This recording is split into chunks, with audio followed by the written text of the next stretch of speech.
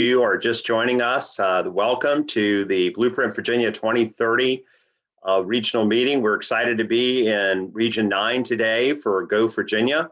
I want to introduce to you Nicole Bunce, who you've heard speaking. I'll recognize Nicole later for the purposes of reviewing the survey results that each of you have participated in. So thank you for already being a part of the program today. We've had great participation from your region.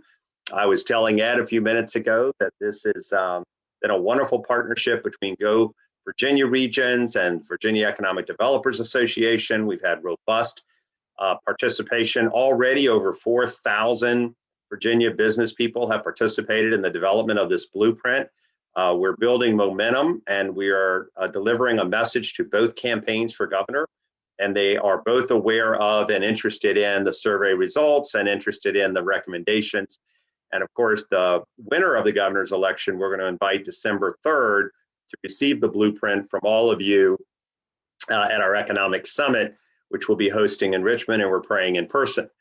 Let me formally welcome you to this process that the Virginia Chamber has been facilitating on behalf of about 94 business organizations. I want to recognize our co-hosts in the process, and that is the GO Virginia region. And we are excited about participating with them. In the state, we have the Department of Housing and Community Development supporting us and supporting GO Virginia. And I want to thank Eric Johnston and Sarah Dunnigan of DHCD. I also will formally introduce Ed Rumpel later, who co-chairs the region. And I want to thank Shannon Holland, especially for helping us facilitate this today as well. I also want to thank Connie Long with VEDA, the Virginia Economic Developers Association. David, I'll recognize you more formally later. These are my panelists today. You can see them somewhere on your Brady Bunch screen if you're looking. And I'll recognize David with VEDA to say a few words later.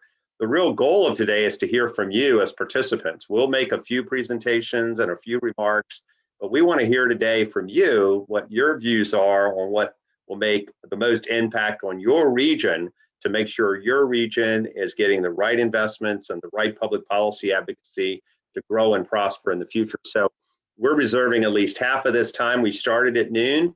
We'll end about 1:15, 1:20 today, but we will have over half of that time to hear from you as participants. Nicole will promote you as a panelist. You can speak directly, or you may decide to stay anonymous and just want to put something in the chat feature or the questions, which she'll instruct you to do later. I also want to thank the local chambers and the statewide chambers that are co-hosting with us. Michelle Jajor, the Hispanic Chamber, and Mylan Tran of the Asian Chamber and Tin Pond. They have been fantastic supporters and co-hosts with me shoulder to shoulder in this blueprint development effort. I want to also thank our partners at Fauquier Chamber. I want to thank Marianne Clyde for her leadership, Louisa Chamber, Tracy Hale, Clark. I also want to thank the Orange County Chamber, Deanna Marshall, and the Culpeper Chamber, Jeff Shea, and I want to thank the Charlottesville Chamber and Elizabeth Cromwell. We really enjoy working with all of our local chamber partners. You are the voice of business in your region, and together we're the voice of business for Virginia. So thank you to the chamber leadership. Alan Witt is our chair of our board. I will hopefully have some time to call on Alan in the open discussion, but I want to thank Alan and all of our board members for participating. I'll more formally introduce him later. We have a number of people involved in the leadership of Blueprint. I'll recognize when I overview the organizational chart of the process, but there's some local leaders that I want to say hello to, even though I won't be able to get you to say hello back. I want you to know that I know you're there. I know you're participating, and it really makes a difference to have the leadership of the region participating. And so the president, Gullickson, from Germanic Community College, I want to thank you. We have so many number of people from the University of Virginia. Thank all of your representatives. Administrator Voorhees from Orange County and Councilwoman Surfin from Warrenton. I want to thank you for being here as well. And the chair of the board of Orange County, Crozier, Mr. Chair, thank you for being here. And the president of the United Way, Ravi Respito, thank you so much. I also want to thank the Central Valley Partnership for their support, Helen Cothran, as well as some of the other people engaged in economic development. I want to thank our financial institutions that have been sponsors of your local chambers, as well as others. Atlantic Union Bank, I want to thank John Young and Ray Nod. John, I'm sorry I'm not there with you in person. I remember doing the blueprint 4 years ago, and I got to sit with you during the process. And I want to thank Mark Warner's office for their support and Isaac Server for being here. I've also want to recognize the Sorensen at UVA, Larry Roberts, and thank him for what he's doing for public policy in Virginia. And Mike Chen, who has been a strong leader in early childhood education. You all know him for his founding and growing of a financial institution there, which is now known as S&P Global. So thank all of you, and I want to thank our industry council representatives as well, who I will recognize a little bit later when we get in the program. So let's jump into this. We'd love to give you let me give you 15 minutes or less of an overview of how Virginia is doing, some of the celebrations that we've had lately, but I also want to talk about some of the economic challenges before I turn it over to the team. So Laura, if you could share the slide and help me with this PowerPoint, that would be great. Thank you so much again for being here. And again, put your comments in the chat as I go through this, and we'll try to get to your questions, but other people can see your comments as well. We're obviously excited to be here as part of the state chamber. Our vision is to continue to work with the local chambers to be the voice of business and influence public policy in order to grow every region in the Commonwealth. I want you to know that our mission, though, is to remain nonpartisan. Someone asked me who I was endorsing in the governor's race. I said I'm endorsing ideas, not candidates. The Virginia Chamber endorses ideas. We don't endorse candidates, but we do work with the elected officials to implement these public policy ideas. We do grade legislators each year. It's on our website as to whether they support or don't support Blueprint Virginia initiatives. So I do want you to know the work you're doing to develop the blueprint will be our platform for the next 4 years, working with the new administration and the General Assembly. But we'll do it on a nonpartisan basis. Thanks to our membership with Alliance Group, we continue to grow. Every dot represents 25 members of the Virginia Chamber. We represent about 1 out of 10 operating businesses in the Commonwealth. There are about 280,000 operating businesses in Virginia that have employees and employer, and we're fortunate to be able to partner with our local chambers to be their voice. Next slide will just tell you that when someone asks me what's our goal for the chamber, it's to make Virginia the best state for business. That's it. We want to be the best state for business, and all that entails involves advocacy and public policy to make us the best state for business. I will tell you, we've had some celebrations lately. Hopefully, if you've been away on vacation, this might be the first time you're hearing this, but CNBC ranked the top states for business again. And for the first time in the history of their rankings, Virginia came out consecutively on top. For the last time they did the ranking, and this time they did the ranking, we won the coveted award for that. So thank all of you for your hard work, and all of our economic development partners and the business community and the policymakers. Next slide will tell you that we also had another less publicized but important, and that is that Business Facilities just came out last week and ranked Virginia as the best in business climate, and #1 for tech talent pipeline, and #1 for cybersecurity. So a lot to celebrate, great recognition, and it's a reflection of our public policy makers' investments in the talent pipeline and the important aspects. We also have ranked in the top 5 in WalletHub's recent ranking for innovation. Obviously, we don't want to be #1, but there's a room to grow in this area. The next slide will tell you, though, something we're very proud of as the home to the second most number of veterans in America. Virginia ranked #1 as the best state for military retirees. And that is just the recent ranking that came out from WalletHub.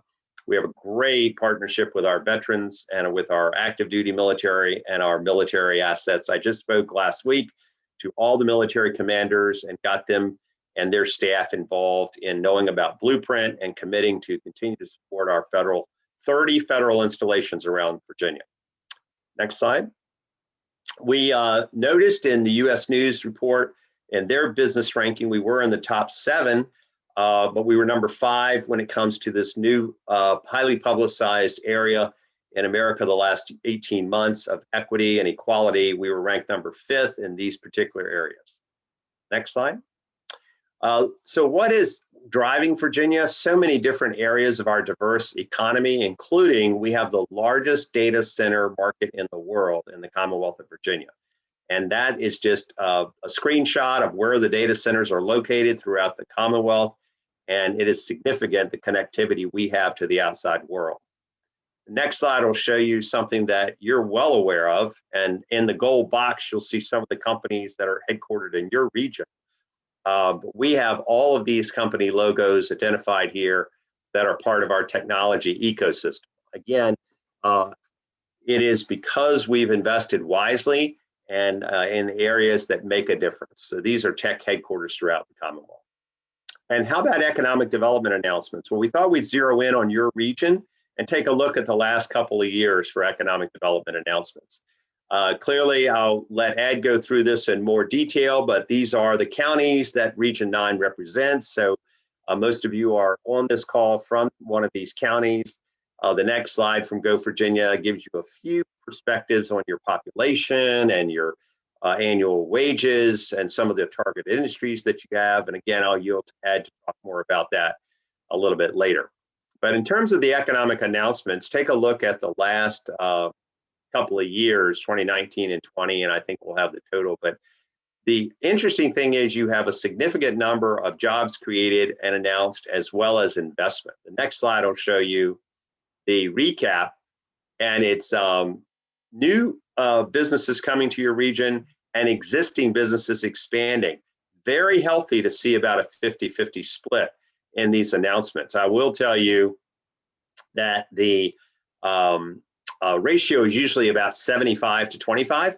And in this instance, I think your region has a very healthy feature of existing companies expanding as well as new companies coming in. So congratulations on the economic growth of your region and all of those economic developers and local government officials. I was a mayor for 6 years in Newport News, and I know how important your economic development professionals are and your city councils and board of supervisors are to growing your economy. So thank you from the state chamber to all of you for what you're doing. So let's talk a little bit about Blueprint Virginia. The next slide will tell you that we presented our first blueprint to Terry McAuliffe 2 weeks after he was elected governor and worked closely with his administration on implementing those public policies to improve our national rankings. The next slide will remind you at our economic summit, we presented our last blueprint, Blueprint Virginia 2025, to the incoming governor, now current governor, Ralph Northam, and we've worked with his administration and across the aisle with different government policymakers to make Virginia the best state for business. We focused on 9 competitive areas, and we're building on these. We have more in Blueprint 2025. You'll see first listed workforce and education, and you'll hear a lot about that today, but it's all inclusive from the cradle through education pipeline, through continuous learning, all the way through to continuous learning after retirement. We believe that our workforce is the key to our success in Virginia. Business climate, transportation, healthcare, innovation, manufacturing, sustainability, and our military retirees. We're building on these for Blueprint 2030. You can see that from the time we started launching the blueprint and implementing the blueprint that our national rankings have steadily climbed. A lot of the roller coaster down was a result of sequestration and the strangling of Virginia's economy because of the arbitrary cuts in spending due to a lack of federal budget progress. Once that became more manageable and we began to implement blueprint principles and governors on both sides of the aisle worked with us, you see our rankings continuing to climb. The next slide will tell you, though, that we are at an interesting time in the legislative environment. There are those who perhaps don't see businesses as a source of positive influence in all areas, and they have not always promoted the best and most business-friendly climate, and they have been elected to the General Assembly. We need to be aware of that as business leaders, and we need to ensure that they understand that it's important that business-friendly principles are adopted. The majority have been able to protect our key areas of economic development, and we've continued to have success in our rankings. But I will tell you to be vigilant. Join us in being vigilant and putting forward a blueprint that demonstrates to both sides of the aisle that business-friendly principles will help them find revenues for other priorities that are so important. Some of the economic challenges you all are well aware of because we've all lived through this past recession that we're beginning to come out of. I thought it would be interesting, though, to ask some economists to put together, Dr. Stephen Fuller at George Mason put this analysis together. Look at the 1990 recession and the 2008 financial recession. Take a look at how many months and quarters it took to get into the recession and climb back out to the employment levels, and recognize that we plummeted into a recession as a result of trying to solve the healthcare crisis by shutting down our economy. And we've never seen a recession occur and that many job losses in that period of time as we did in 2020. We're also steeply coming out of it. If you saw the jobs report today, it continued to be very positive for the nation. The next slide will show you some more data about where the jobs were lost. And I also think we need to make sure we keep in mind who was impacted by those job losses. But leisure and hospitality by far across the country was most heavily impacted, and that's the one you see there, losing millions of jobs. The next slide will tell you that in Virginia, we saw a significant loss in leisure and hospitality, but we also saw a significant loss in non-essential retail. And many of you know about that, and your shops have known about that. And I will tell you about 32% of our small businesses employing less than 50 people went out of business last year, over 30%. And we need to make sure we build back an environment that allows those entrepreneurs to start businesses again. Next slide. So I mentioned tourism and hospitality accounted for more than 45% of the jobs lost. Expenditures were down dramatically from 2019. Billions of dollars were lost in revenue, and unprecedented staff shortages are now occurring. We're seeing small businesses, especially in these areas, trying to hire, restaurants trying to hire, and it's going to take some time to get our footing again as an economy as we move back towards full employment. Next slide.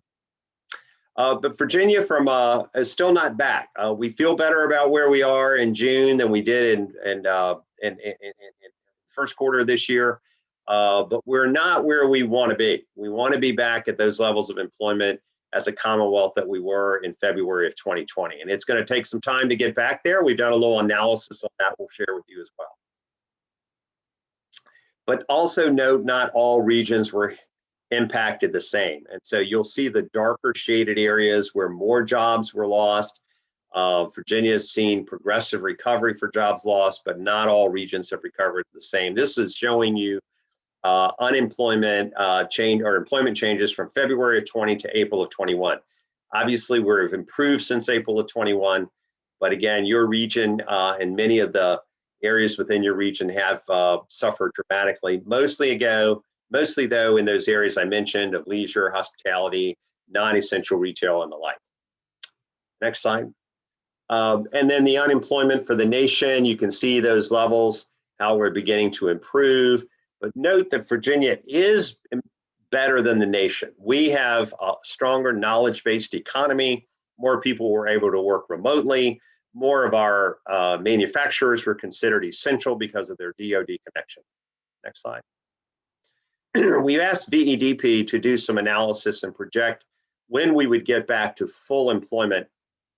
And this quarterly forecast shows that we would be back to where we were in about the first quarter of 2022 or second quarter of 2022. This is Virginia-wide. Let me show you the next slide, which would show you the urban crescent, which would come back sooner. The rural horseshoe area is projected to come back to full employment in 2023. And again, not all areas and not all people were impacted the same. The economic shock of the pandemic disproportionately impacted less educated, minorities, women, and lower wage earners. And you can see that from the screen. And again, we'll make all these slides available to you. It'll be on our website or send them to you as stakeholders. And then again, the unemployment rate from February to February, just demonstrating the impact this has had on various populations, including those persons with disabilities. Next slide. Some of you know in our advocacy at the Chamber last year, we worked with the leadership and the different population groups to put forward an equality of opportunity agenda. If you would like more information on this, we'll put it in a link to it in the chat. This has been well received. We've made some progress on this, but it is just the beginning point. It's not the end. And that is, how do we work together to ensure that we close the education gap by lifting everybody up with opportunity, close the employment gap, as well as the entrepreneurial gap. We also have leaned in on some criminal justice reform. We need everyone in the stream of the workforce who have appropriately met their obligations and have an opportunity to come back into the workforce. Next slide. So the Blueprint Virginia 2030 is going to keep in mind the regional aspects of your region, make sure we're recognizing your regional strengths and weaknesses, and the statewide economic challenges as well.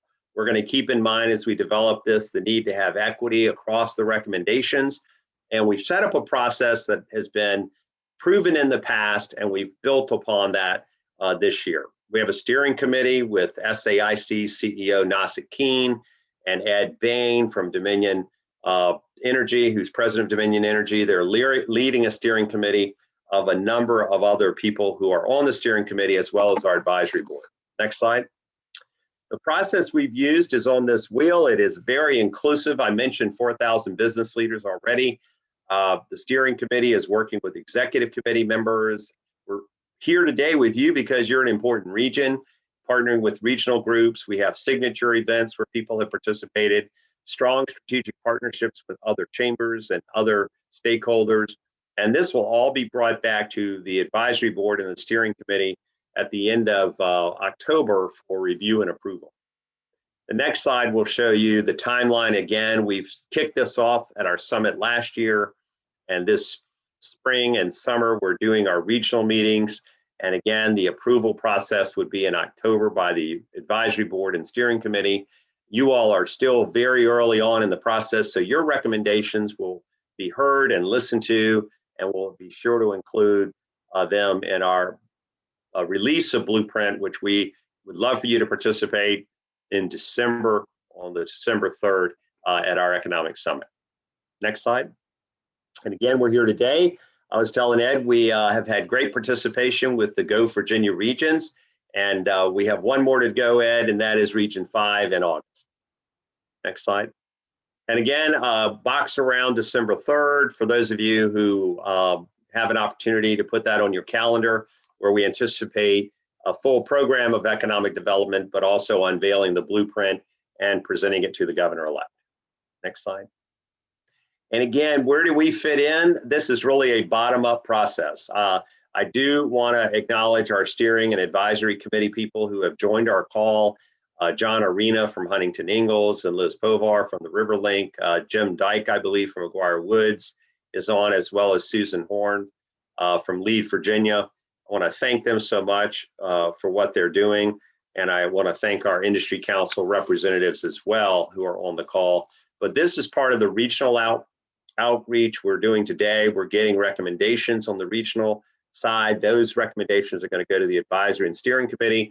And on the other side, we have a number of actually about 184 people involved in these policy committees that are looking at specific initiatives, including housing and healthcare and transportation and the like. So just want to make sure you all know this is a comprehensive process built upon the success of the last two blueprints, and excited about the consensus document that will emerge later this year. Next slide. Take a minute and look at this screen. I really want to thank all these companies that are investing in the blueprint process, that want to be associated with it, and that have supported these top line companies in Virginia that have leaned in and see the value. I want to just have you notice their logos and thank them for their support. Next slide. So let me mention that Nicole has been reviewing, and we've had this regional survey out there for a while. Again, she's our Vice President of Communications and External Affairs, and I'm going to ask her, before I recognize Ed, to just run through what you all have told us you're thinking about your region and about your priorities. Nicole, welcome and thank you for reviewing these results. Thanks so much. If you go to the next slide, Laura. Again, thank you all for joining us today and participating in this process. As Barry had mentioned, there are many ways that we are working to solicit feedback for the development of Blueprint 2030, and one of those major components is our surveying efforts. We've got several different survey efforts. I'm going to focus on two today. So first, we do have a statewide survey that was released in May. It actually closes this Friday. So if you haven't participated in that yet, please do so. I'm going to ask Hannah from our team to drop the link in the chat. This is looking at the lens of how you believe we're doing as a state. We also have a survey where we're asking you to review how we're doing regionally, and that is the Region 9 survey. I'm going to ask Hannah to drop the link to that as well in the chat. We welcome you to participate in both of these surveys. If you go to the next slide, Laura.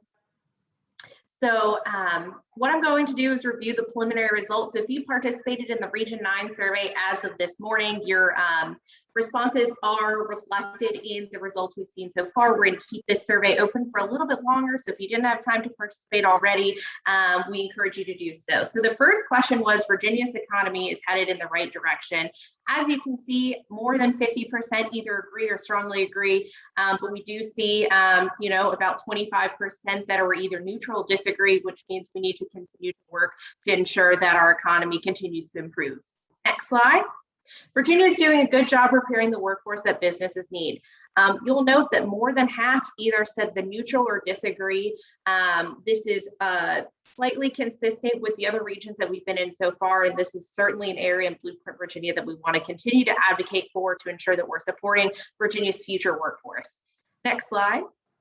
Virginia has an environment that encourages entrepreneurs and businesses to innovate. As you'll note, we've got about 52% said that they agree, but we've got a significant amount that are neutral on this. This is another area that we need to continue to do better as a state to support innovation and foster entrepreneurship.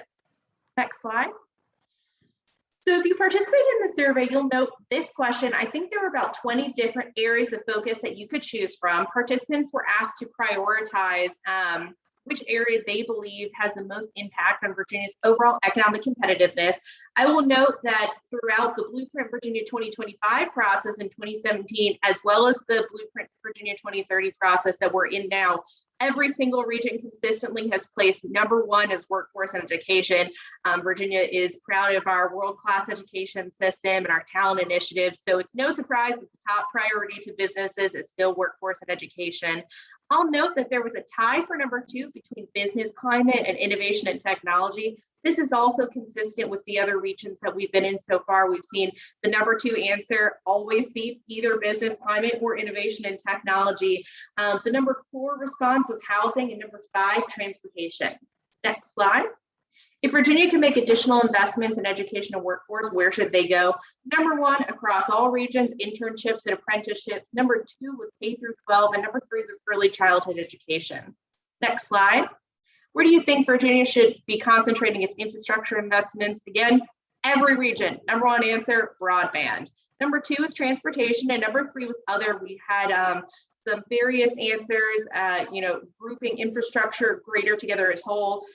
We also had, expansions of broadband in unserved areas, some more specific answers, and we appreciate those that participate in this process to give us some more ideas to work from.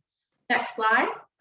What is the most important component of healthcare to businesses and their workforce? #1, affordability and total cost of care. 2, accessibility, and 3, quality of care.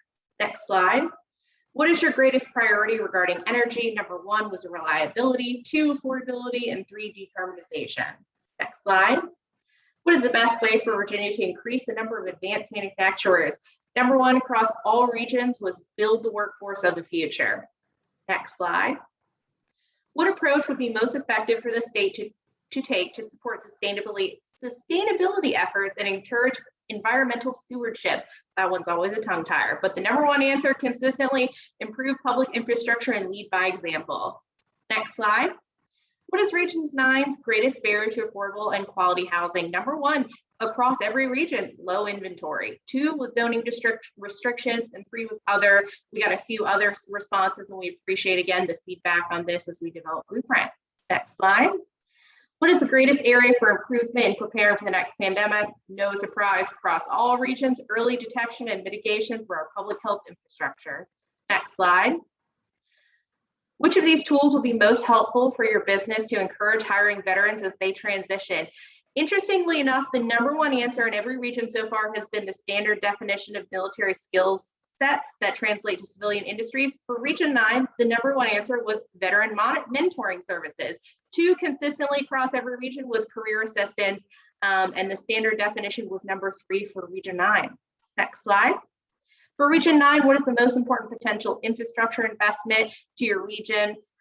Increased broadband infrastructure for unserved areas. #2 is business-ready sites and through the schools. Next slide. For Region 9, what is the most important industry for continued growth? #1 was light manufacturing, and a tie for #2 was biotech and biomedicine and IT and communications. I think that should be the last one, so I'll leave you with this. Please participate in the surveys and send them to friends. And we hope that you'll also join us, hopefully in person, December 3rd for our Virginia Economic Summit when we present the final blueprint document. And with that, I'll turn it back to you, Barry. Thanks, Nicole, and thanks to everybody who participated in the survey process. Please continue to do so if you would like. And also remember to raise your hand if you'd like to speak during the open session in just a few minutes, or put a question in the chat, and Nicole and our communications team will call on you. I mentioned the Growth and Opportunity Initiative in Virginia. I want to thank the GO Virginia Region 9 leadership. I'd like to call on Ed at this time. Ed DeRumpel may be familiar to you all. I know he is to me, and he is an entrepreneur, has a number of companies in his holding company, including a contracting company and Cedar Mountain Stone and many others. He has been involved in public service, and I love to see business leaders who are involved in public service. So it makes a difference for every region. Ed, I want to thank you for that. Thanks for chairing the GO Virginia Region 9. And thanks for your leadership on the Germanna Community College Board and Virginia Foundation and so many others in the past. Let me turn it over to you to speak on behalf of your region, and thank you so much for joining us. Thank you, Barry. I appreciate the Chamber hosting these sessions. I'm actually speaking to you from down in Roanoke, where I'm at the Chancellor's Retreat for the Community College Systems, where we just began to put in place Opportunity 2027 that will tie in with your Blueprint 2030. GO Virginia Region 9 incorporates 11 localities, including the city of Charlottesville, the counties of Albemarle, Culpeper, Fauquier, Fluvanna, Greene, Louisa, Madison, Nelson, Orange, and Rappahannock. Our footprint encompasses between rural settings and dense and vibrant main streets. We're a long, thin region. Population of the region is less than 500,000, so it's a mid-sized region, not an overwhelming one. As the first quarter of 2020, regional average annual wages were $51,750. They have increased now to $53,665. So we're seeing an increase, and a part of that is probably due to the reduction of unemployment that is down to 3.8% at this time compared to 2.5% before COVID-19.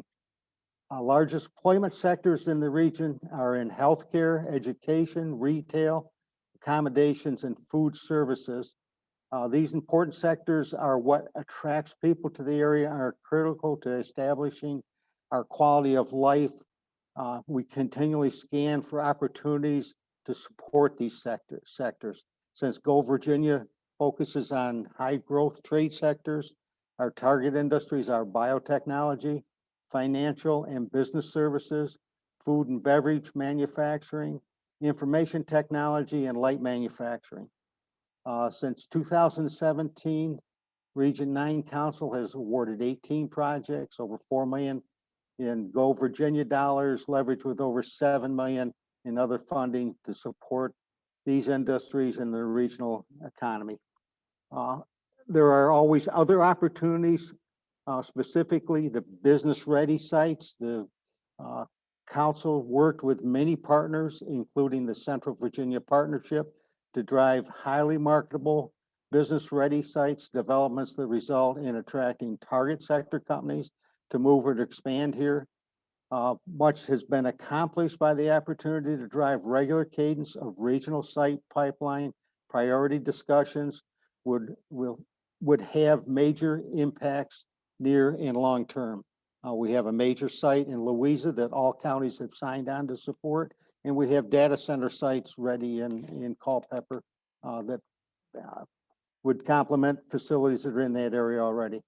For entrepreneurship, the region has two distinct ecosystems, one more rural and potentially underserved, the other more urban and with many resources that may need to be more tied together.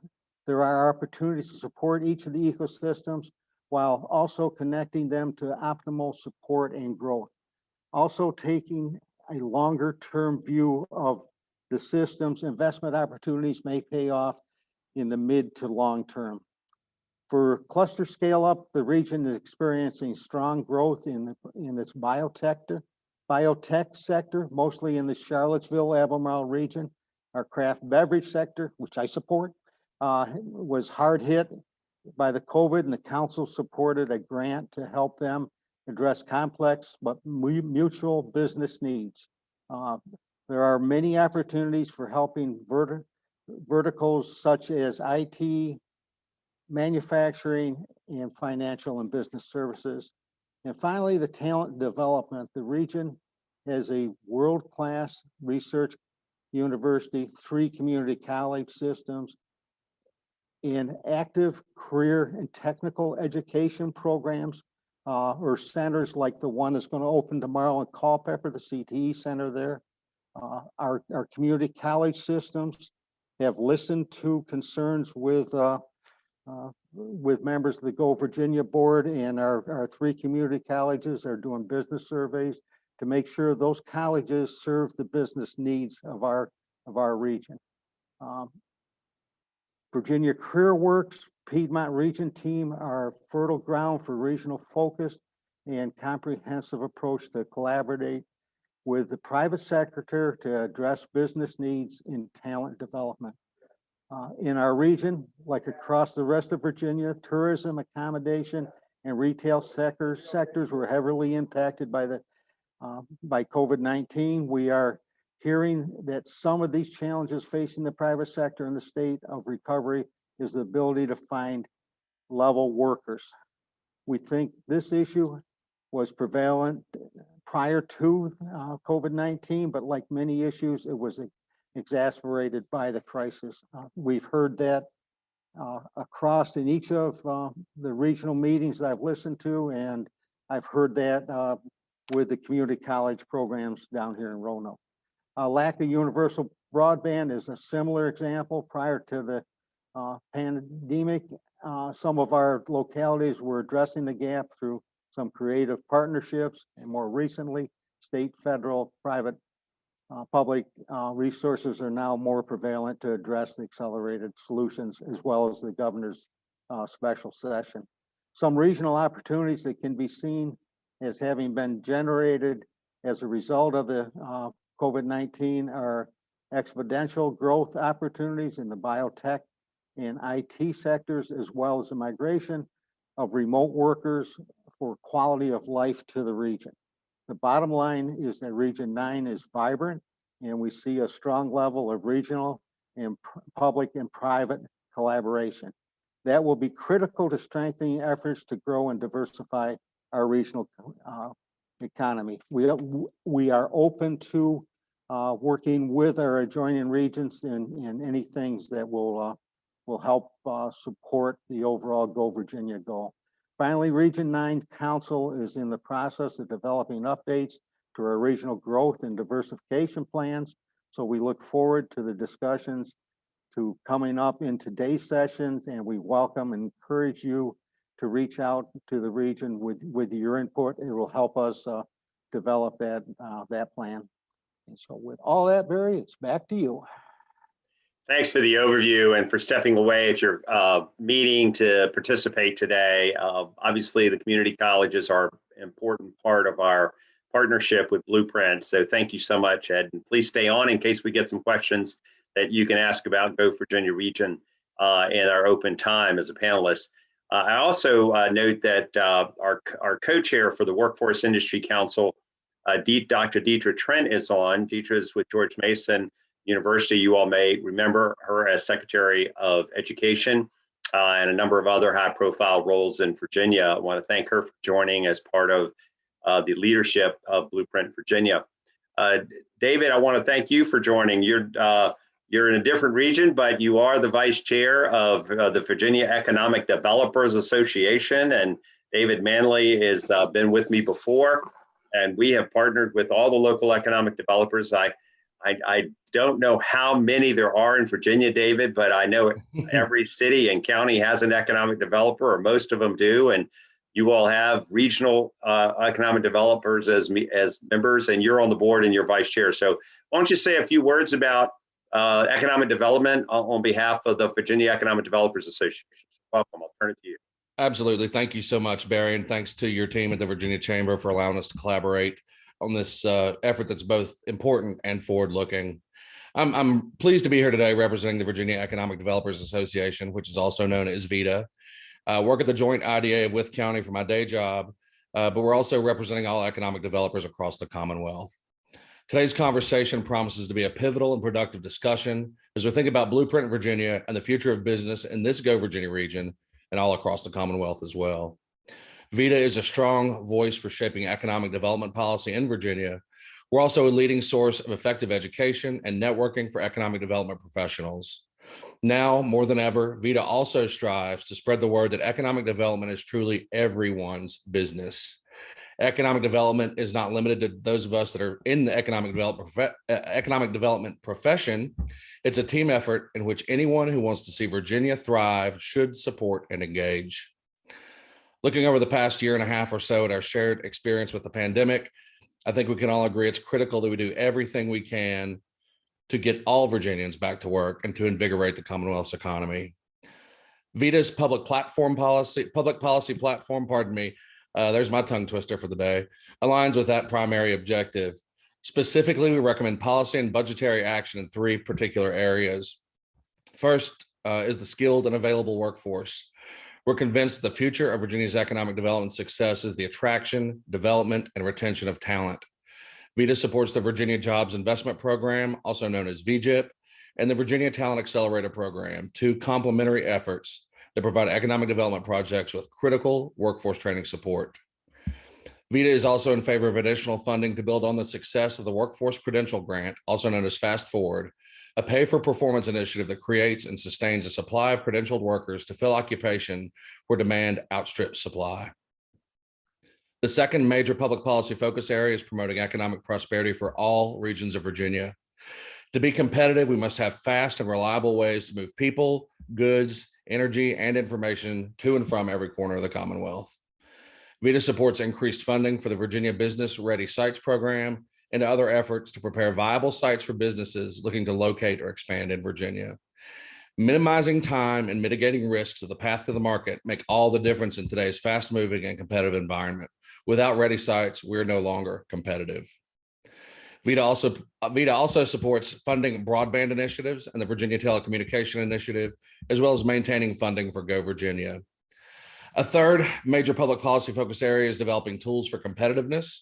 We must strengthen and grow our economic development toolbox through existing initiatives, sound tax policy, the state's marketing program, and support for ongoing community revitalization. As we continue to make strides in these policy-related areas, consider priorities for Blueprint Virginia. We're confident that Virginia can continue on its winning streak as the best state for business. Thank you all so much for gathering today and having me here. I look forward to the important conversation, and I look forward to all of us showing the rest of the world how resilient Virginia's economy is, especially when we all work together. Thank you, Barry.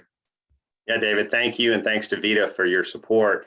As I promised all of you who are on and listening, and by the way, we had a little over 160 register, which is a great turnout for your region. And we had wonderful turnout. A number of you have asked to speak. I would like to begin and open the floor, but before I do, just use the raise your hand feature or let our communications team know in the chat that you would like to be recognized. And then we want to hear from you regarding what you think the most impactful improvement could be for your region. We've heard from, obviously, Go Virginia, and we value the leadership. And we want to hear your priorities too. Do you line up with those? Is there something we haven't thought of? This is truly an open process, and we're interested in what you think your priorities should be included in the Blueprint Virginia 2030 plan as we put it forward. So with that, I'd like to recognize Jeff Say, the president and CEO of the Culpeper Chamber of Commerce. Jeff, Nicole will figure out how to promote you to a panelist and recognize you for speaking purposes. Welcome. Awesome. Thank you, Barry. And I want to say thank you to Ed, who is our representative on Go Virginia through the Culpeper Chamber of Commerce. And I can't think of somebody who is more fitting to be a representative for us, because Ed is just an amazing personality and who I consider a friend and a mentor. And so to have Ed present today is just amazing. And so thank you, Ed, for all that information. And thank you for being a wonderful continued partner of the Culpeper Chamber of Commerce. As we mentioned, we're a Culpeper Chamber of Commerce has 3 C's, and that's communication, connectivity, and collaboration. And that's something we've really focused on during the pandemic, is being able to communicate, educate our community, to connect them, to bring them back together, and then to collaborate with our partners in the community to try to find a way to find the resources to help our small businesses, our major industries, and our nonprofits be able to not only survive, but thrive through this pandemic. So for me, being able to speak about really what our successes are and how we've been able to collaborate with the Culpeper County Economic Development, with Culpeper Renaissance Inc., with Culpeper Town Tourism and Economic Development, to be able to help bring grants to Culpeper to help find ways for our members and non-members to take advantage of those grants has really been an important mission for us here at the Chamber. And we hear a lot from our members. And one of the things that we hear, the main thing that we hear, is workforce development and education. But we are very lucky, as Ed said, that we're going to be addressing that tomorrow with the grand opening of CTEC, the Career and Technical Education Center here in Culpeper. Our school board, our Culpeper County Public Schools, and our Board of Supervisors years ago had the foresight to think ahead about how to address the future workforce of Culpeper County. And CTEC is the brainchild of a lot of collaboration, a lot of discussion to be able to bring the skilled labor to Culpeper County that we need. And when we look at the survey, we see workforce and education being number 1. Our county thankfully had the foresight to be able to address that. We see cybersecurity be a top option, and cybersecurity is one of the items, many items, that will be addressed at CTEC, along with automotive and a partnership with Germana, which we're wonderful to have them as a partner as well. There will be HVAC, plumbing, electrical, culinary, and all of these are going to be able to be addressed with our high school students and prepare them for the workforce. Today, I'm joined by our board chair, Randy Richards-Lutz, who is also the Director of Career and Technical Education for Culpeper County Public Schools, and Sean Summerscales, who is the principal of CTEC, to talk more about the ribbon cutting tomorrow, the grand opening, and then we are hosting our Business, Industry, and Education Day, our 51st one, in partnership with Culpeper County Public Schools on August 13th. Our vendors will be able to get into the school and be able to visit more than 1,200 school employees that will be coming through, and many of them this is going to be their first tour of CTEC. So I'll let Sean and Randy speak more about the ribbon cutting tomorrow at 2 o'clock. And we're so excited to be able to be speaking to you about the importance of career and technical education in Culpeper. Sean? Hi, good afternoon. Jeff, thank you so much. One for the invitation and for giving us time today. The members of Region 9, it's wonderful to be able to join you all virtually and speak to this great panel. As I hear sort of a theme going through many of the speakers, that investment in the future of our students through an investment in career and technical education is something I hear as a theme across our state. And as Jeff said, right here at CTEC is where we're going to begin to make that investment in our students. Our programs, as Jeff said, he touched on many of my items that shows that Jeff has already been here and walked the building himself many times. So anyway, we're going to be instructing students in culinary, cosmetology, EMT, healthcare technician, cybersecurity, drafting, building industrial maintenance, carpentry, masonry, HVAC, plumbing, you name it. We've got it here at CTEC, and I almost forgot automotive as well. So we're excited. Tomorrow is our grand ribbon cutting ceremony. It'll be right here on our campus, and that'll take place at 2 o'clock. We're excited to invite many of the people who were involved in the thoughts that went into the foresight that led to our building being created, and the experience that our students are going to have, welcoming them into the building and seeing the finished product of what our students are going to be able to take advantage of when we open schools this year on August 23rd. Again, thank you so much for the invitation. And Randy, did you have anything to add? Just because Ed is on the call, Ed Dalrymple was on our joint planning committee for this building. He's been with us for years from the get-go. So I was excited to hear him speak this morning as well. And as Culpeper's Chamber Board President, what a joy that we were invited as a chamber to be a part of this as well. And anyone on the call would love for you, once we're up and running, to come see CTEC. We love to have visitors, and we want you to see what our students are doing. That's great. And I'd certainly put it on my list to tour when I come through Culpeper. And we are interested in your model, and we're interested in this. We very much like to point out best practices when we put forward the blueprint. And Jeff, thank you for your comments today, and Sean and others. We look forward to that, and congratulations, Ed and others who've been involved in the leadership of making it become a reality. So thank you all. We have a number of other people that want to share today. I want to recognize Mike Chen. Many of you know Mike has been a serial entrepreneur and a resident of this region for a long time. And Mike, would love to promote you, and thanks for the leadership you have provided. Nicole will do that, and we'll look forward to hearing from you in just a moment. Great. Thanks, Barry, and thanks for hosting this this great event. And thanks to you and Nicole for organizing this and giving us all the opportunity to weigh in on Virginia's future. Just a couple of quick comments.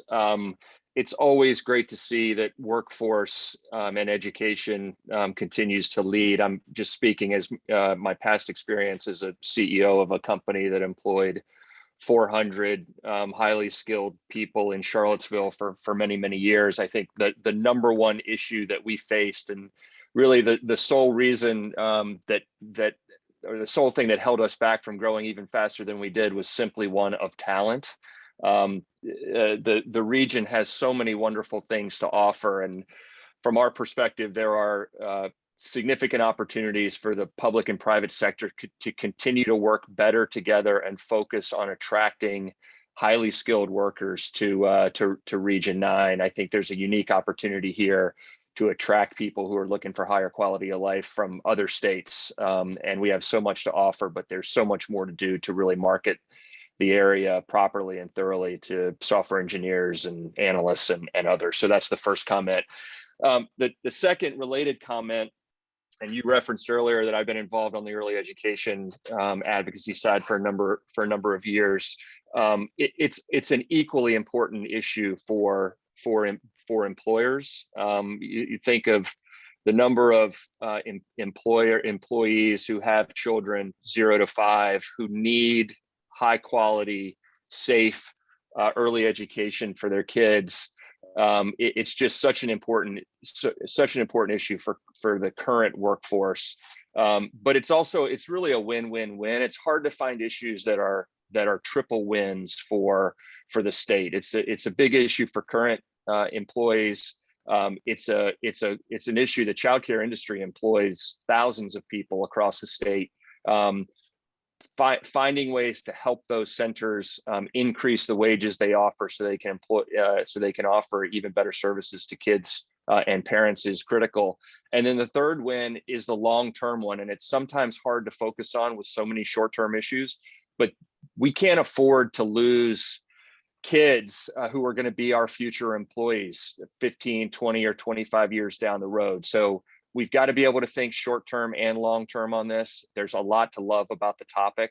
And we are certainly very, very strong advocates for continuing to put this at the top of the agenda for Virginia and for the business community for the coming years. Thanks. Mike, thank you, and all good comments. And we see workforce as not a destination that we're going to get to, but a journey that we've got to continue to invest in, and takes business leadership to speak into that. So thank you for joining us today. Thank you for your comments. I'd like to recognize Amy Martin next. And I also like to say, as we're getting ready to promote Amy, that if any of the other co-host or industry council participants at the chamber would like to speak, to let Nicole know either through the chat or otherwise. We'd like to hear from any of you, and look forward to promoting you as well. Amy Martin is next. Let me ask Nicole to recognize her. Hi, everyone. Thank you for this opportunity. I know time is of the essence. Just know how grateful I am to be present today. I was really glad to see in the earlier presentations just some of the slides share things like close the education gap to support equality, cradle to continuous learning post high school as critical. What Mr. Mike just shared there was really, really pivotal. I just wanted to take my minute to share how important the early childhood education and the support of early childhood workers is to GO Virginia 2030 and all the discussions that happen. Wanted to share just, even in 30 seconds, just how important. In Region 9, I'm positive that probably 5 at least of all of the counties that were represented are what's known around the county or around the state as childcare deserts. I'm sure many of you know that it's so hard to come in as a worker into a community that does not support or doesn't have enough childcare options. Something that would be so helpful moving forward for the economy would be additional opportunities for centers to be infant care providers. That's in our locale, in the regions, there's my waiting list has more than 50 children just for the lowest baby care. So infant care is something so expensive for childcare centers, and something that just seems so impossible to do because it doesn't reap any return on the investment. So there has to be some additional funding coming. And one other tidbit that I'm not sure everybody knows, public childcare opportunities make up less than half of the childcare opportunities statewide. Private care centers such as myself at Culpeper Baptist, the largest licensed childcare center in Culpeper County, we don't receive a lot of public funding unless, during a pandemic we received some, and I look forward to some more opportunities for that. But if funding doesn't go to the people that are supporting more than half of the early learners in the state of Virginia, it's going to become a crisis if it's not already one. So we hope that you'll support us in moving forward and providing that safe and quality care by funding our staff, funding our centers to be able to offer those infant, toddler, and additional preschool positions. It's critical. And when the line of the survey coming up, apprentice internship, then K-12, then early learning. I imagine all of those things are so critical, but we can't get to those things if early learning and the workforce doesn't have quality care for their children. So thank you. Amy, well said. Thanks for what you're doing in this and serving so many families. And we'd love to find a way through public policy and funding to close the early childhood gap. And that's something else that's a priority for the chamber. Thanks for what you're doing in there.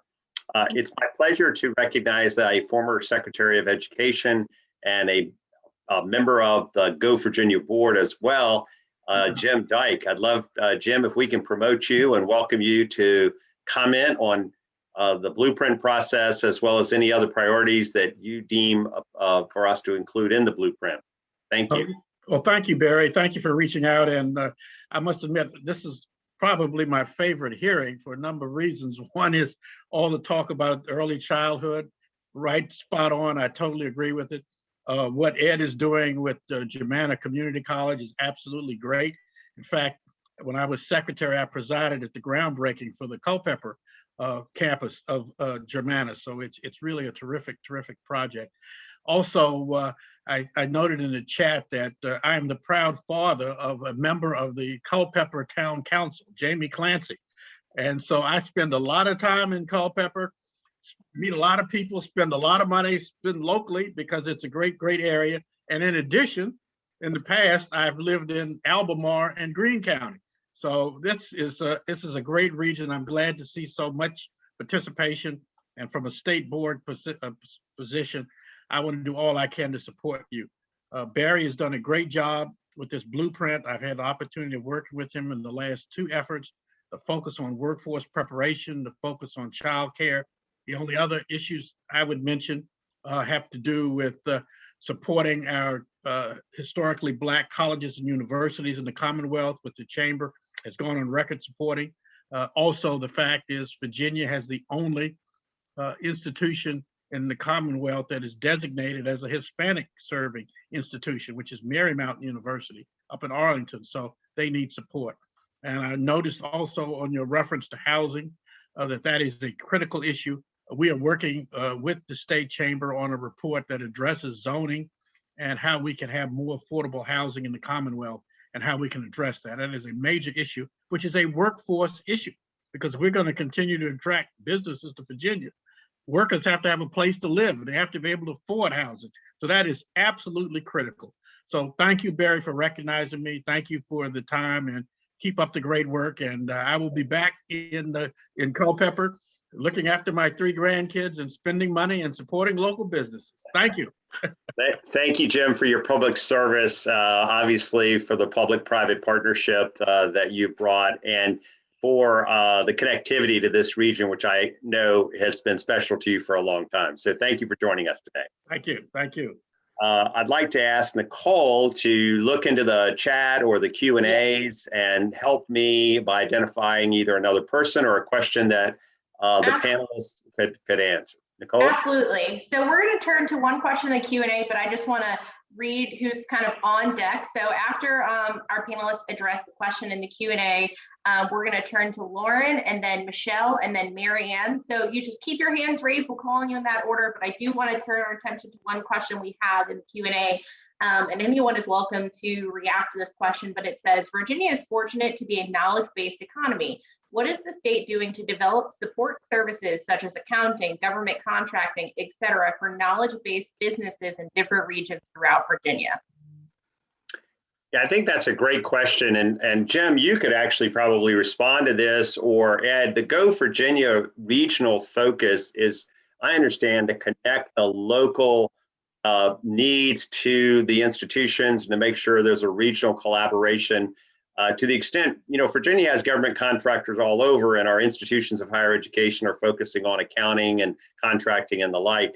But the idea of connecting to specific industries within specific regions, I think that's something GO Virginia has focused on, but I know we also have some community college presidents that may want to chime in as well. Yeah, I think you're absolutely correct. We are looking for that collaboration, and we want to make sure the institutions recognize what the needs are in the region so that their programs can address that. They're working with the local chambers and with the local GO Virginia regional councils to make that connection so that we can get those people in the pipeline. And the community colleges are very much a part of that, as well as the four-year institutions, both public and private. But Ed, you may want to elaborate on that. Jim, you and Haywood Fralin were really, with the community colleges, you wanted to make sure we reached out to the businesses. So we have met with each of the community colleges, and they're developing a plan to reach out to the businesses. As far as other programs, if somebody reaches out to our website, we can get them in touch with Shannon, and we can develop what programs. We have a process we go through, and we'll certainly look at any program that's out there. Yeah, that's great. Thank you two for responding. Nicole, I know you wanted to recognize Lauren and Michelle and a few others. I'll ask you to do so in the order you've decided. Yes, absolutely. So Lauren, you've been promoted as a panelist, so you're welcome to unmute yourself, and thank you so much for volunteering to share your observations. All right, sorry, my computer froze up a little bit. All right, here it goes. Can you guys hear me? Yeah. Excellent. All right. Thank you. Thank you so much for this time. This is like really outside of my comfort zone. So I hope you know how important this is to me, for me to come on here and talk again, echo what Amy and Mike were talking about as far as early childhood. I am a business owner in Fluvanna. I own a child care center that opened in September of 2018, gave us just enough time to get our footing before a global pandemic. And here we are, hopefully on the other side, or making it. And just helping others to recognize we're kind of burning the candle at both ends and it's not sustainable. And how do we help families? How do I help my staff members to make this successful? Like Mike mentioned, that triple win. Our parents have to work. We stayed open the entire pandemic because we have nurses and linemen and garbage collectors. We have all of these roles that are so important to our infrastructure. And without our care, parents can't work and they can't do those important jobs. All of our costs have significantly risen, like most, jobs across the state. I know costs have gone up, but parents, it seems to be that the cost of childcare is the second line item on a family budget, second to a mortgage, sometimes more than a mortgage. And I think we need to take into consideration that sometimes even that cost is not enough to make childcare sustainable in order to pay our employees a living wage, to provide benefits, to have access to quality care, which again, is that long-term goal is so important. I also spent years as a high school counselor before I opened this, and I'm very connected to the CTE field. I worked down in Montgomery County in Southwest Virginia, and we had a really lively CTE program, which was so wonderful to witness and be a part of. And I also think there's ways that we can connect our young learners to those people new in the workforce and giving them skills, having those carpentry students have the opportunity to learn by building us picnic tables and bringing students in that want to work on their CDA, and really building those systematic relationships that support each other. And really, I'm just here to help plant that seed of that importance and put my name out there as somebody that's always willing to advocate and take the next step and make connections to really support our childcare field and the people that give every day to these kids. It's not an easy job, and they've been doing it with limited resources and lots of changes to policies, and they have kept up and kept going. And I'm just thankful to be here and that you guys are considering this and its importance for Virginia's economic future. So I appreciate the time, and however I can help, always please let me know. Yeah. Lauren, thank you so much. And thank you so much for what you've been doing in Virginia, both your education background and your childcare background. I would specifically like to acknowledge you as an essential worker, and everybody that you represent who's doing what you're doing as an essential worker. That was a new term for me about 18 months ago. I'm not sure it's a fair term because everyone is essential, but I'm so glad that you were able to lean in and start your business. And thank you so much for what you're doing. Jim, would you like to say a few words just very quickly, for someone stepping outside of your comfort zone, you nailed it, Lauren. So you feel very good about that. You are absolutely correct.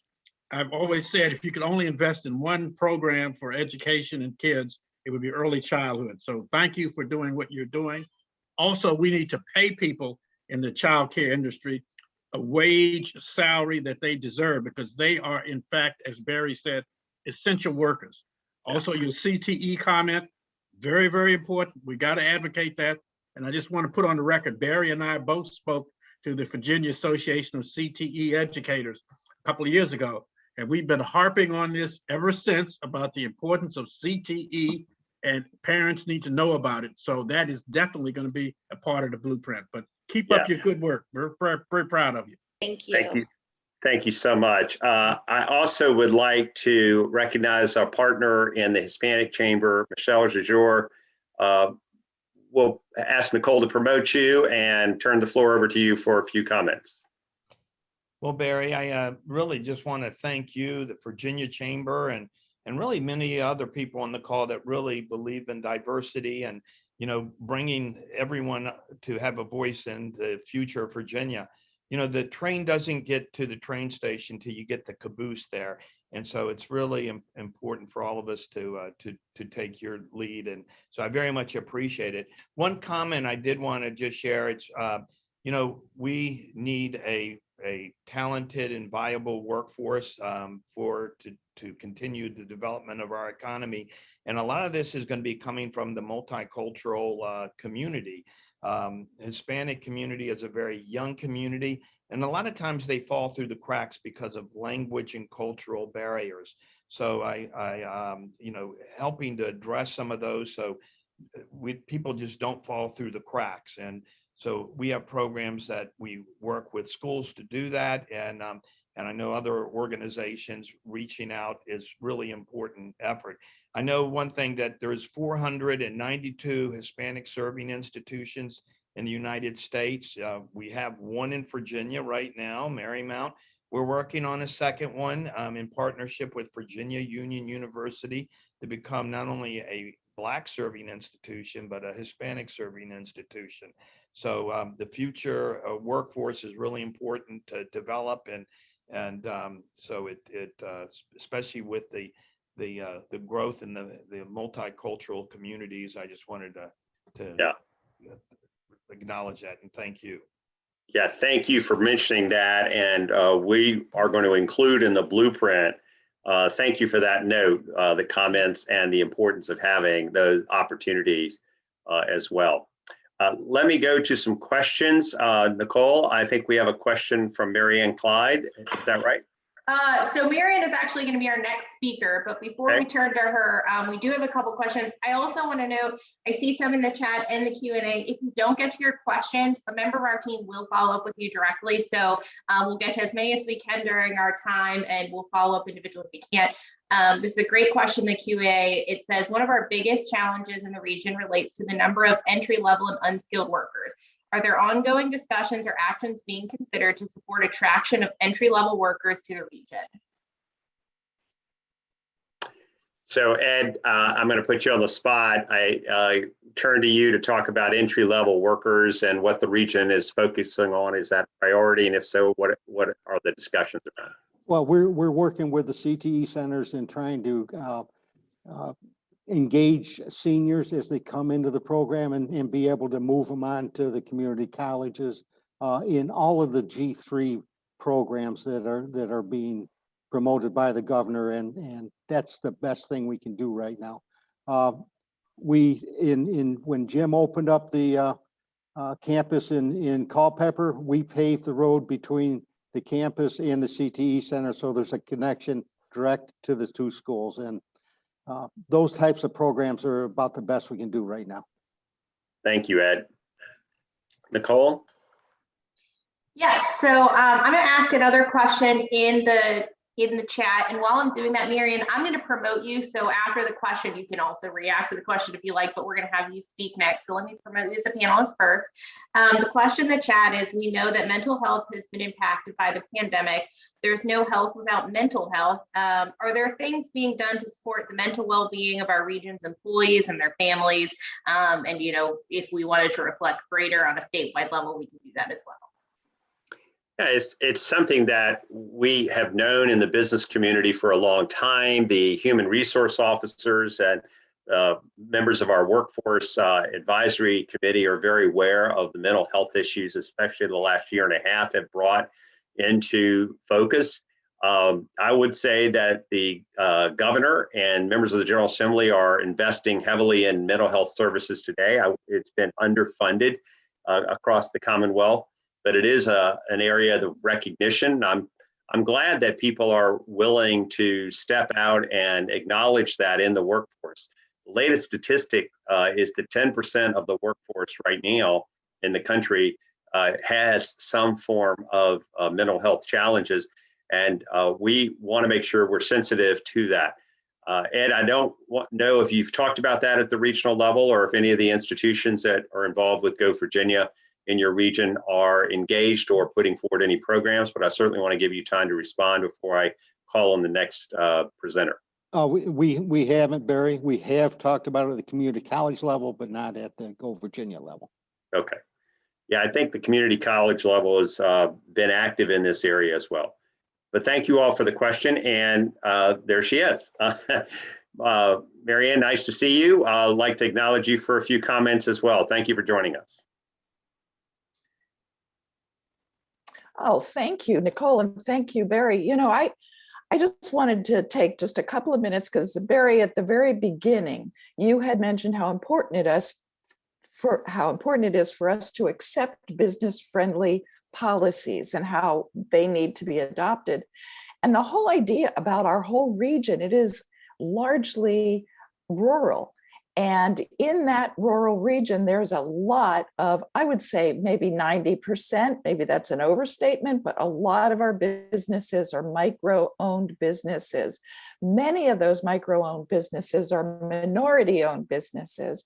And so by adopting business-friendly policies, we actually directly impact our residents and the people who are affected by those policies. So I just think it's so important that we do balance the business responsible growth with our individual business owners. And obviously by the many of us that are talking with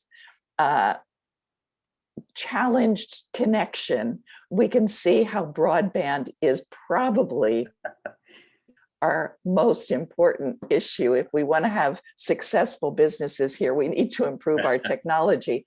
But I just wanted to say that there is no difference between our business and our people. Yeah. Thank you so much. And I could hear you, and it was challenged, but we could hear you. And we recognize every region has a unique culture, and entrepreneurship and small businesses are a very, very important part of our economic climate. Let me ask Tracy Clark or Mary Nicole, if we could promote Tracy for comments. And I will say we would like to end around 1:20, but we're going to try to squeeze in a couple of more people. Tracy, and I'd like to hear from you. Hey, good afternoon, everyone. Hopefully that's not too loud. Thank you so much. So much about this discussion is right on point with what's going on here in Louisa. I appreciate you, Marianne, the fact that you're speaking right before I did, because that's one of the things that I wrote down is creating a business-friendly environment. And one of the things that we've noticed here locally is the level of compassion from our community to supporting our local businesses was very, very high when the pandemic first hit. And now that we're kind of post-pandemic and in this weird space of are we opening and challenges, the compassion is not quite there. The businesses are struggling tremendously with workforce because of the very numbers that Barry shared about loss of jobs, particularly in hospitality. And it is definitely impacting the businesses where they're having to actually close now when we're supposed to be opening and on a growth pact, but they don't have the people to help them. But then the added factor is the environment. Our community is not as exactly compassionate anymore.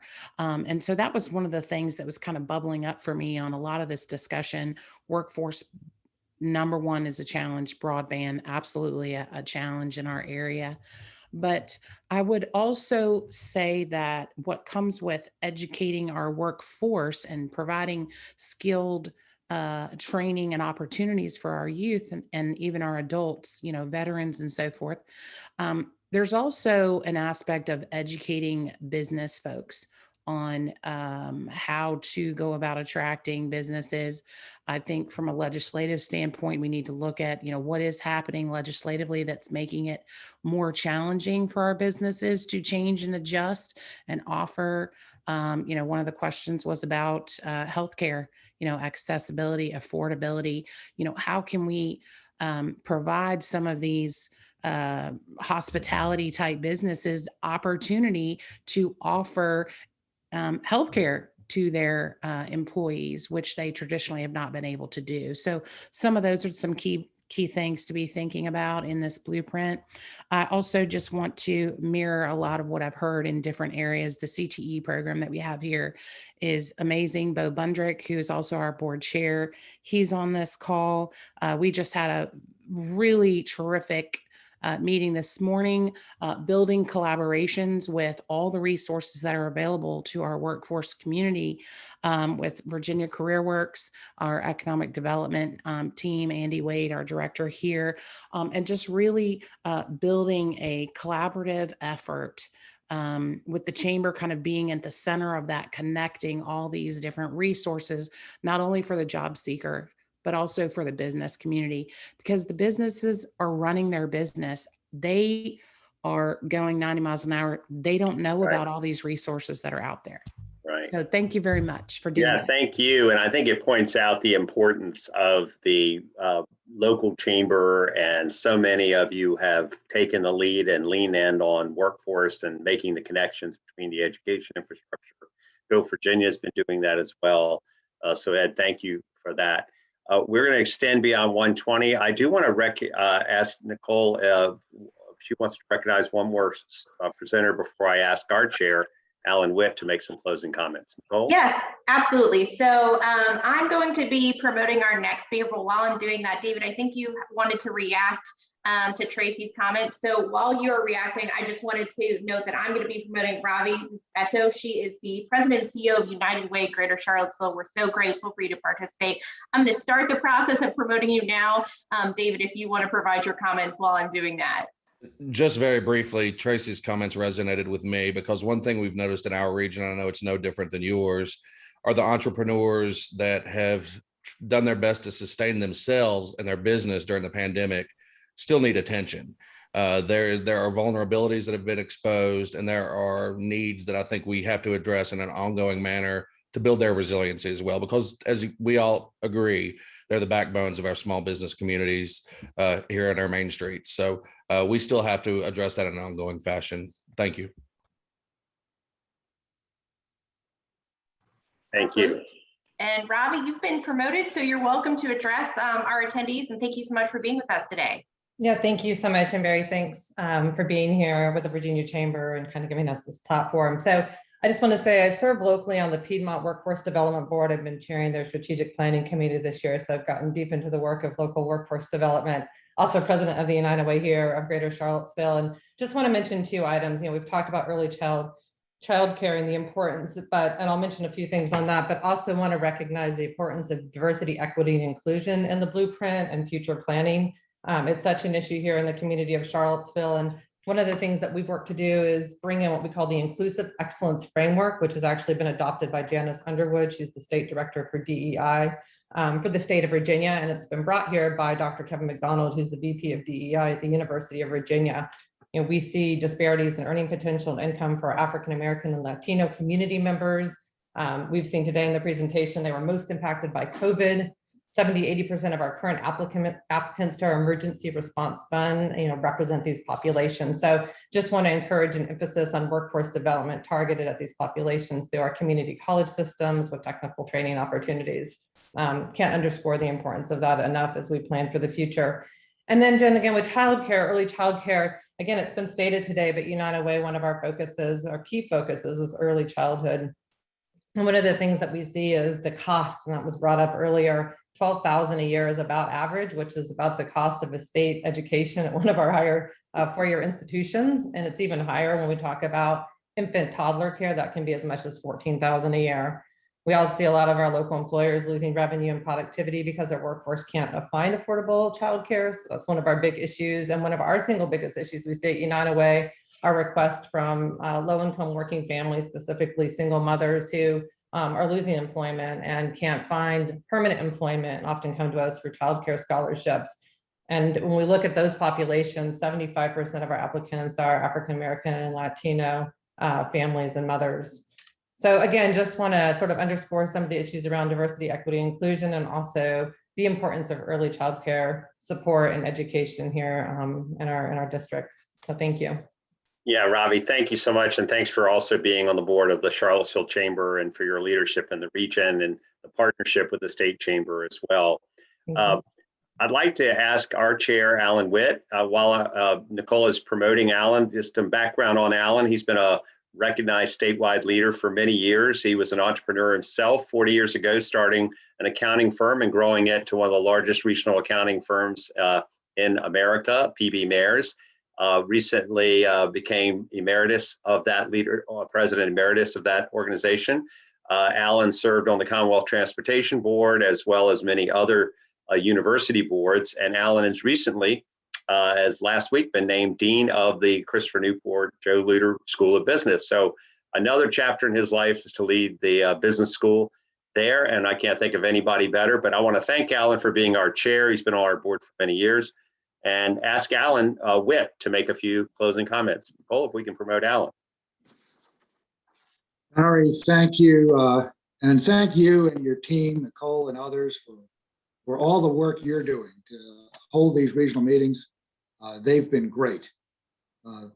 As Barry said, my name is Alan Witt, and I have the honor this year of serving as chairman of the Virginia Chamber Board of Directors, especially as we develop Blueprint Virginia 2030. I am very appreciative of all of you today that have taken the time to speak. This, like others of these sessions we've had before, have been extremely helpful, informative. Discussions like these are extremely important to ensure the voices of members of the business community from all the regions of the Commonwealth are represented in the Blueprint Virginia 2030 process. I appreciate the opportunity to just make a couple observations today. As we've seen from the preliminary results of our surveying, the availability of a well-trained and educated workforce remains a top concern, and with good reason. Companies need people with the right skills to help them grow, thrive, and prosper. We can continue to support our future workforce through a deliberate focus on creating a closer connection to the business community and the jobs throughout our education system. These points of connections include greater access to internship opportunities and other work-based learning experiences, the development of career exploration tools, and the business involvement in the design of education and training programs. But in addition to that, today we heard from Mike and Amy and Lauren about the need and the importance of early childhood education. Secretary Dyke really underscored that as he made his comments. Mary Ann and Tracy and her comments emphasized broadband, and Ravi, the importance of DEI. And we need to keep that forefront in our mind as we develop all of these policies. So on behalf of the Virginia Chamber's Board of Directors, again, I'd like to thank you all for being with us today to foster greater regional cooperation throughout this Blueprint Virginia 2030 development process. Your interest and participation are sincerely appreciated. Barry, let me turn this back to you. Alan, thanks for your comments, and thanks to all the board members across the state. And thanks to our co-hosts today, all that we've named, many who have spoken, many who have not spoken. Thanks to our sponsors. And thank you all for making your region a brighter place because of your public service and the work you're doing on behalf of the citizens of that region. Thank you for joining us. Working together, we'll create a brighter future for Virginia, and look forward to hopefully seeing you December 3rd in person at our economic summit. Praying the rest of your summer is healthy and enjoyable. And with that, we'll stand adjourned. Have a great day. Thank you all for coming.